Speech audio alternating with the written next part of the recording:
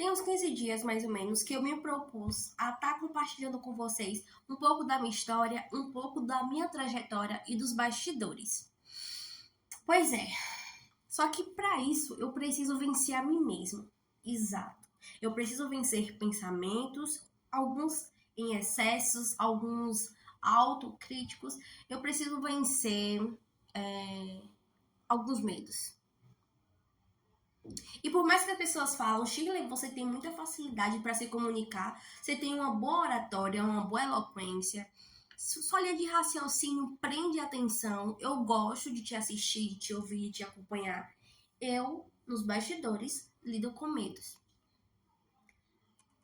Algumas vezes eu pensei que era medo da opinião dos outros, porque no fundo somos seres humanos e o ser humano ele tem uma necessidade de reconhecimento. Mas também eu entendi que o meu medo não é bem esse. E por mais bobo que seja o medo, e que eu estou externalizando até para que ele não exerça poder sobre mim, e ele não exerça ou não influencie como eu me comporto, ou como eu me posiciono, ou como eu vejo o mundo, resolvi externalizar 2 medos.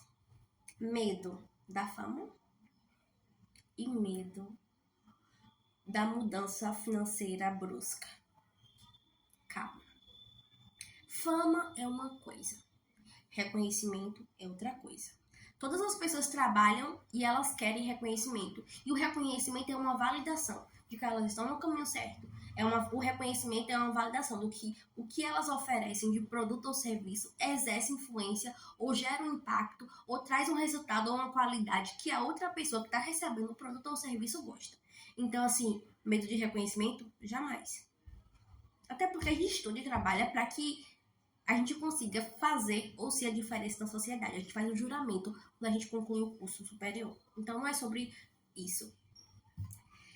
Agora, de onde vem esse medo da fama? Eu fico me perguntando, de onde vem esse medo da fama? Eu acho que o medo da fama vem da minha infância. Eu era uma criança comunicativa e eu era uma criança que estava sempre fazendo apresentações, dança, teatro, poesia, dramatizações, discursos. E eu percebia que as pessoas elas queriam me colocar dentro de uma caixa. Então, imagina, infelizmente eu não tive nessas minhas etapas acompanhamento de pais conscientes. Meus pais, eles eram analfabetos ou semi-analfabetos, sabiam ler e escrever, mas até a 4ª série na época. Então, eles não se desenvolveram, não graduaram. Então, eles também, por serem a origem rural, uma percepção rural, eles também não, como é que eu posso dizer? Não avançaram em termos de estudos, de graduações, etc. E por estar no meio rural, roça, então também não tinha muito acesso à informação, leitura de jornais, de mudanças, essas coisas todas. Então eles não me acompanharam e eu sempre estive no meio de adultos, mas sem os meus pais. Eram outros adultos estranhos que me acompanhavam, cuidavam de mim, alguns, outros nem tanto, mas eu fico com a parte boa, abstrai. Sim, onde é que eu quero chegar? Então, eu comecei a ganhar adjetivos, são qualidades. E eram qualidades bacanas, e sim, compatíveis com como eu era, como eu me expressava, e pelo meu amor à leitura, aos livros, às palavras novas. Sempre gostei de uma palavra difícil, só que eu via no contexto, aplicava em outro diferente, mas eu queria introduzir aquele novo vocabulário. Eu ficava em êxtase, em alegria extrema, quando eu lia uma história e aquele entendimento ficava na minha cabeça e eu podia compartilhar com as pessoas. E as pessoas ficavam surpresas porque eu sabia aquela história, eu sabia contar aquela história. Com tudo isso, ou esse desenvolvimento, não vou dizer precoce, mas esse desenvolvimento, digamos que um pouco pra frente, acho que essa é a palavra certa, trouxe muitos resultados bons, reconhecimentos, oportunidades, bolsas de estudos. Eu sou muito feliz e grata, muito. Mas ao mesmo tempo, eu me deparei com um outro contexto, né, que é das comparações, o contexto também de que eu não podia errar, um excesso de cobrança para falar certo, para não errar. E aí tudo isso, ou para eu ser como as pessoas esperavam que eu fosse e não como eu realmente era, uma criança, uma menina, aprendendo, descobrindo, se conhecendo no mundo, se posicionando, sendo espontânea. Então, é só isso que deveria acontecer. E quando eu errava alguma coisa, seja uma palavra errada, uma expressão errada, um comportamento que para aquilo que as pessoas projetavam para mim estava inadequado,